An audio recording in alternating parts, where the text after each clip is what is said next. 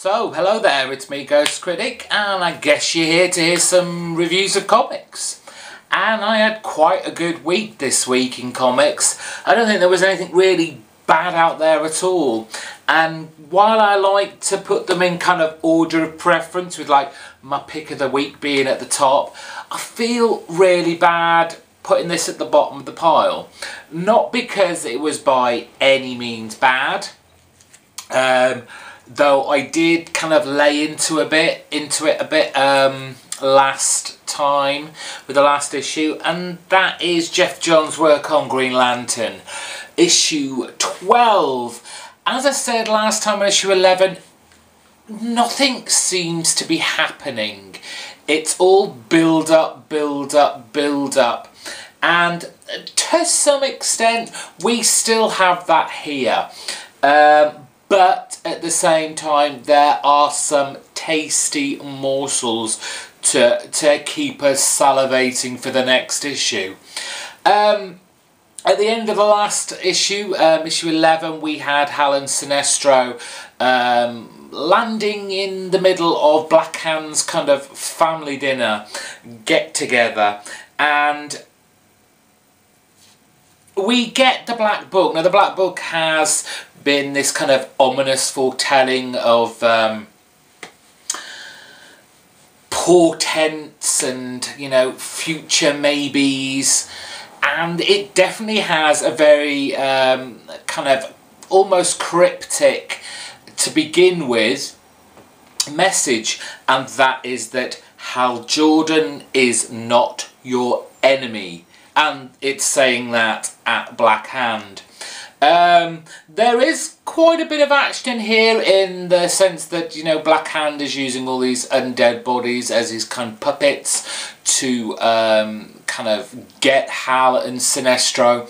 So we have a bit of action that way, though it doesn't really amount to much.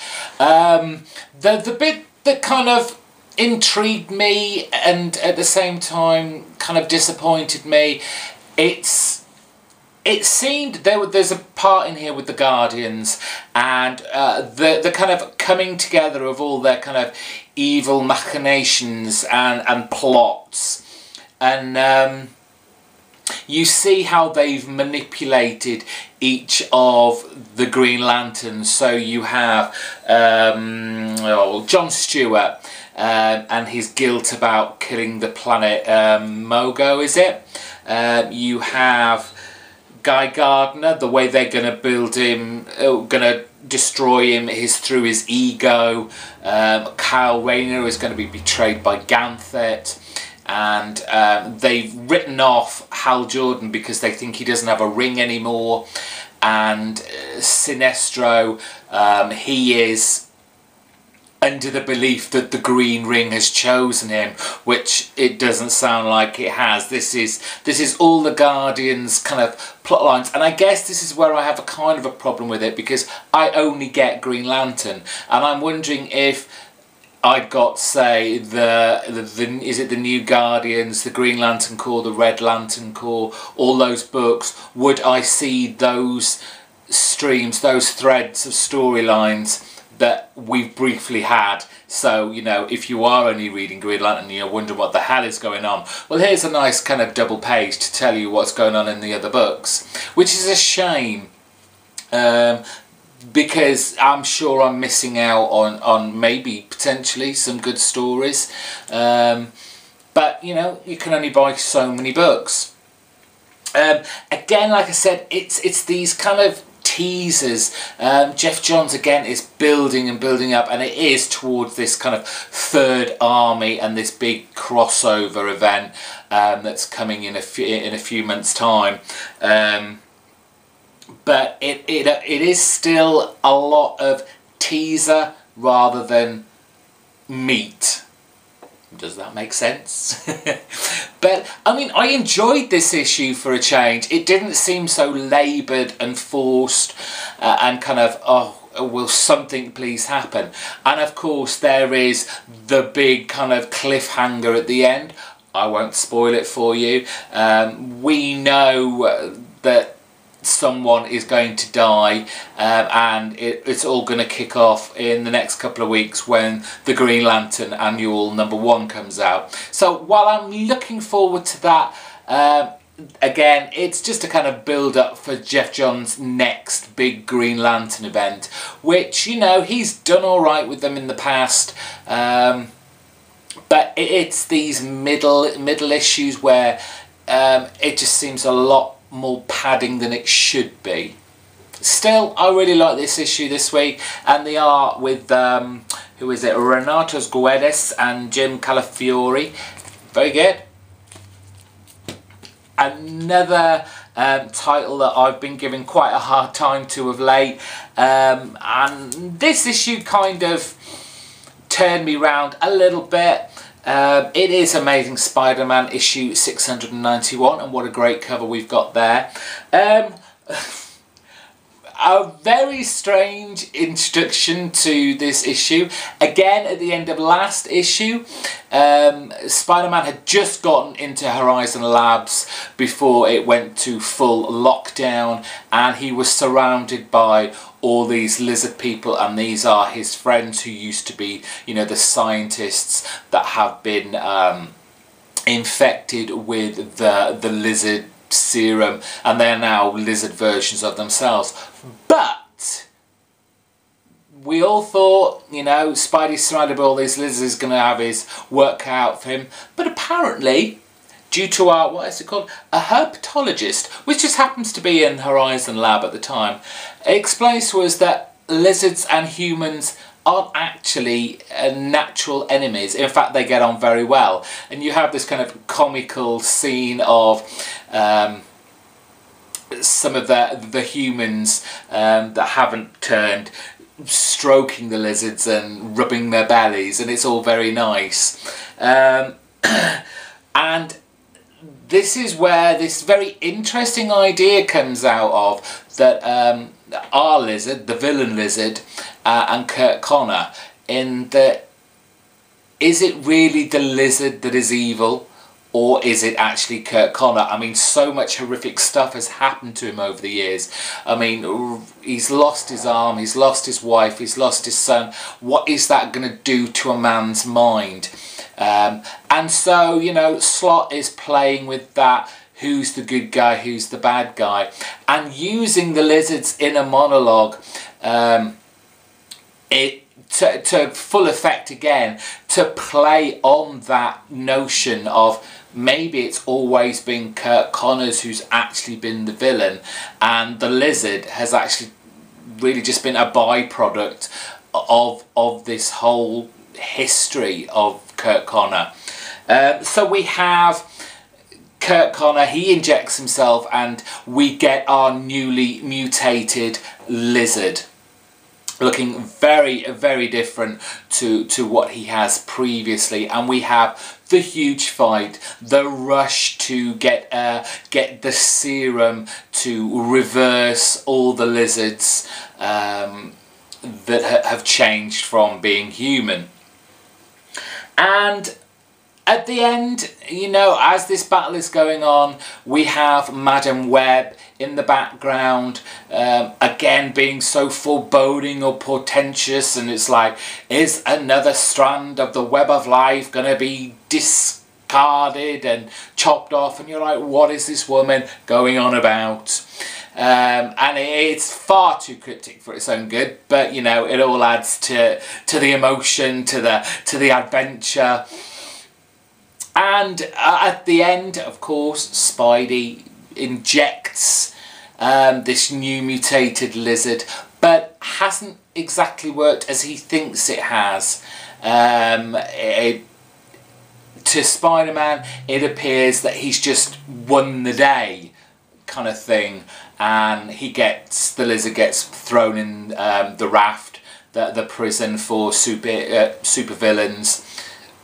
But we as the reader know that this cure that he's injected him with has in some respects worked. It's no longer the lizard speaking in the mind, it is actually Curt Connor, and there's a kind of realisation of all the bad things he's done, and he deserves to be where he is now. So it was a nice wrap up of this kind of shortish storyline that hasn't exactly wowed us, but it natural progression and build up to where it got to, with a little interesting twist at the end, makes it, you know, an average to above average read. The end bit, someone will have to explain it to me. We've got a devil spider and connections to the hobgoblin. I think all this happened just before I started reading this, so I'm just gonna have to go along with the ride with that. On to issue 29 of Uncanny X-Force, and yes, we're still in the future where crime is dead, but it's kind of you think you're going to do something bad and our future team of Uncanny X-Force stops you doing it straight away kind of deal. So it's kind of not seedy, but it's a misappropriation of power maybe. And of course at the end again of last issue we had a Psylocke commit what's it called, seppuku, which is basically, you know, stabbing yourself in the stomach with a sword. And her attempts at trying to kill herself because she thinks, if I kill myself in this future, then I will not become this kind of ruler of this new civilization. They've gone too far in stopping kind of, you know, crime and bad things happen, that they're stopping people before they actually do it. And so we have kind of Punisher, we've got Cable, we've got, you know, future Wolverine, all doing their best to stop Psylocke from killing herself. And then there's this kind of weird interlude where she kind of dreams about Warren and their kind of discussion about the decisions that they have to make in life. And it is a case of sometimes, you know, good people actually have to do bad things to do good things. It's very deep, but it's a great story. And it's like with any of these kind of future storylines, is any of it actually ever going to happen anyway? While this has been a great kind of digression from the main Brotherhood of Mutants storyline, yeah, I'm sure this story, while some elements are must affect future storylines, for the most part we'll probably forget this storyline in about a year. I've no worries about that. There was, again, it's those very interesting last pages. I have to say, it felt a bit sick on that last page. I'm sorry, it wasn't nice.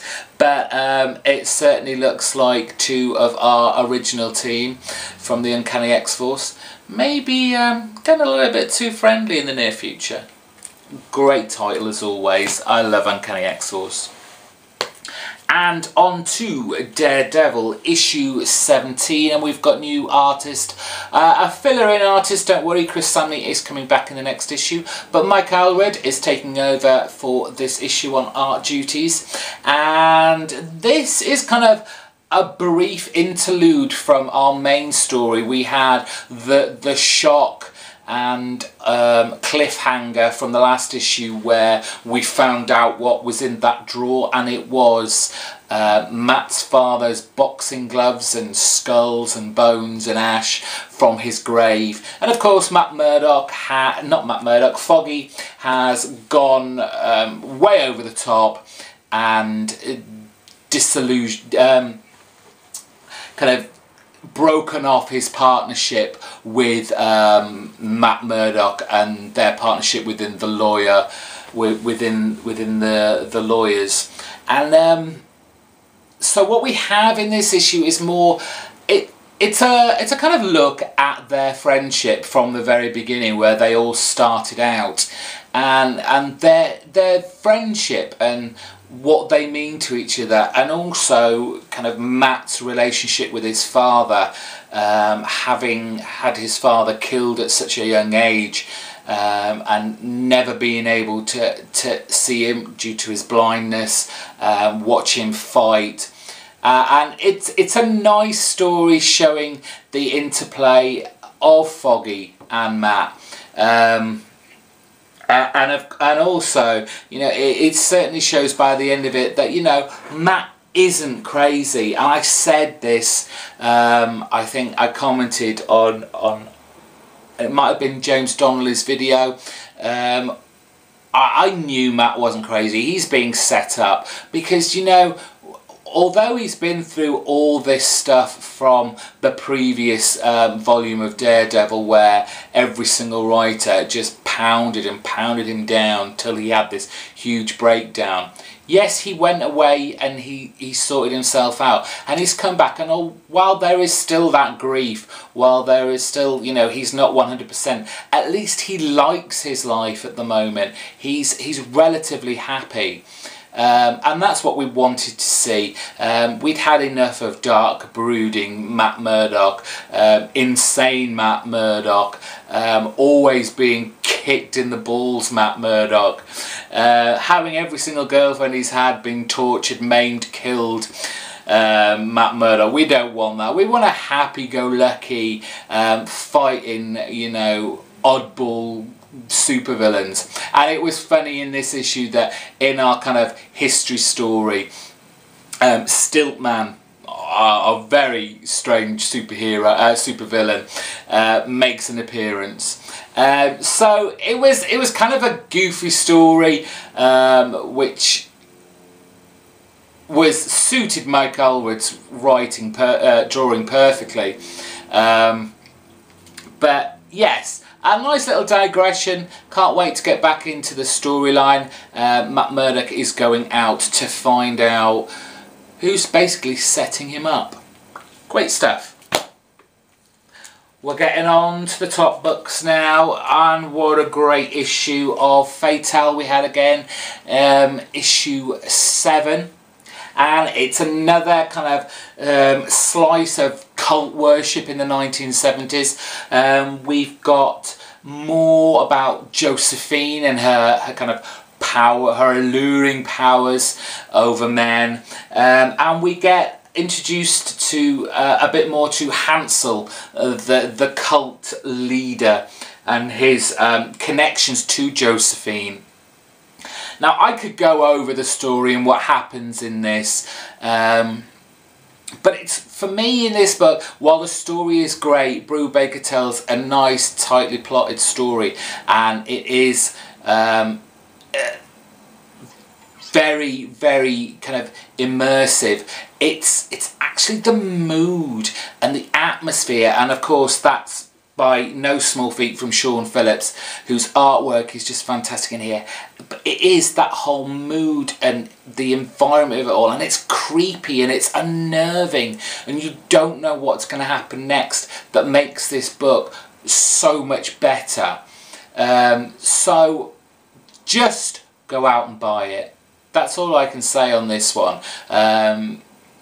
The trade paperback of the first 6 issues, I believe, is 5 or 6 issues, is already out, and then go pick up these previous 2 to get on board with the kind of next chapter of this book. But it's such great stuff.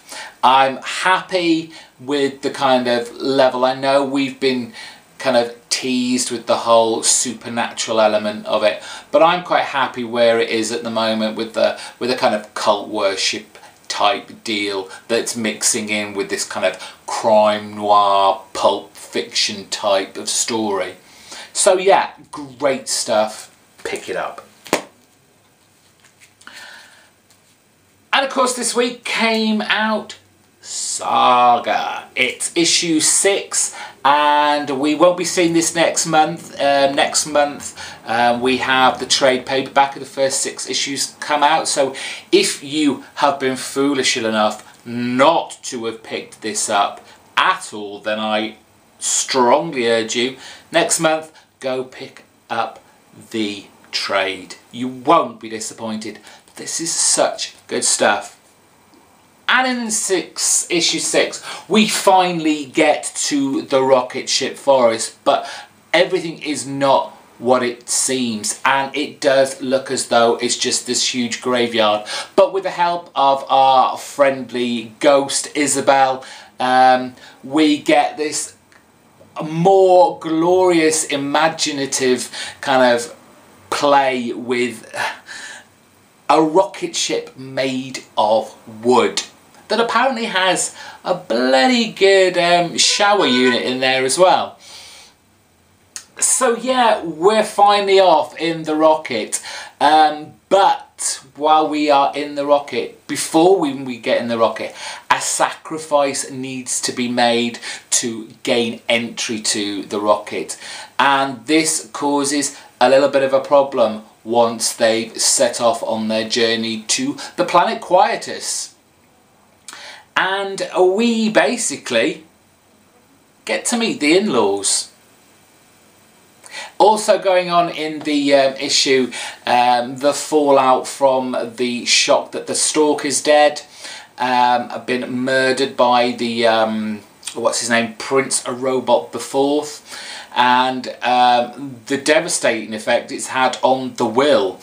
That was a kind of very kind of emotional, touching moment. We have this freelance kind of assassin killer, and he's completely distraught by the fact that his kind of ex-lover, ex-girlfriend, ex-alien is dead. And it's not just his kind of emotional stance that he makes in the comic. You see his cat as well is actually quite unnerved by the Will's reaction, and you actually see it in the cat's face. It's so well drawn by Fiona Staples. I just love the artwork on this. There are some beautiful pieces, panels of art in here. So yes, another great issue. Another, I can't wait. I'm gonna have to wait 2 months. 2 months for this. It was interesting if you read kind of like Brian K. Vaughan's bit in the back, you know, if it hadn't been for the huge support that we've all been giving Saga, this could have potentially only lasted 6 issues. How could that possibly have been? There is so much more, I'm sure, that Brian K. Vaughan wants to show us, this whole Saga universe. I can't wait. This one could have been my pick of the week if it hadn't been for my pick of the week. And I have to say, with issue 1 of this title, I was intrigued. It was a good story. I wasn't sure whether I would be continuing with it, but I put it on my pull list. I thought, right, we're going to give this a go. Well, with issue 2 of Revival, I'm hooked. I'm sorry, this is some good comic book storytelling. Tim Shealy and Mike Norton have created a very kind of spooky, creepy comic book here with these revivers. It's very interesting because it does remind me a lot of the Luna Brothers Girls book, in the sense that, okay, we don't have naked women running around killing everybody, but we do have these revivers. These are people who have just passed on but have come back. They're not actual zombies because they seem to have all their senses and are acting just as if they weren't dead. They're all quarantined off. It's a very small town. Everyone kind of knows each other.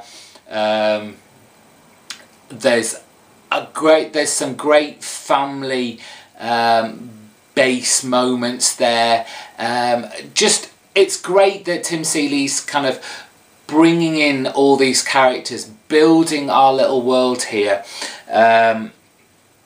and just growing this great cast of characters that I'm interested in every single one of them, and all for different reasons. Some of them because they're good guys, you know, but they're having to get through really hard times. The ones of dubious intent, and then the ones that are just straight up bastards. Pardon my French. But just a great read from start to finish. Again, another creepy book, but I am loving it, and I swear this is going to be on the top of everyone's pile by the end of the year as every issue comes out. Great book. So what's pick of the week, folks? What's pick of the week? I know, you don't know. Well, you might have a guess because you know what's come out this week, and if you're a loyal watcher, then you'll know what I read and what should hear. Oh, shut up, just say it. It's Batwoman issue 12. What a difference it makes when we get our artist back. Yes, Williams III is back writing and drawing this comic book, and it was just a joy to read. We have our Batwoman, Wonder Woman team up. Only we don't really in this issue. They don't kind of meet up until the very last page, so you'd think not a lot is going on. But we have the kind of 2.5 strands of storylines going on here. We have Batwoman, who's trying to find out where all the kidnapped children have gone.